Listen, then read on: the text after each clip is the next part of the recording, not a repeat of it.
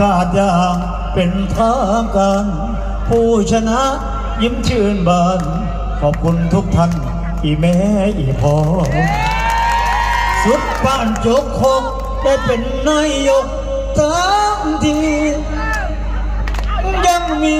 ใส่อีก10 ปีสิหมดบ่นย้อนแพ้บ่เป็นมันสมน้ำหน้าเจ้าของบ่ศักดิ์ศรีนายกนี่เนาะ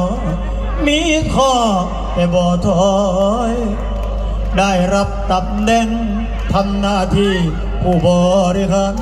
ทั่วตำบลทุกหมู่บ้านปัญหามากมายให้นายกซอยภาษีสังคมใส่ซองทั้งปีมาสิเมื่อน้อยอาสาเข้ามาแล้วคอยสู่อย่างบ่ถอยให้มม4 ปีผมจะมม4 ปี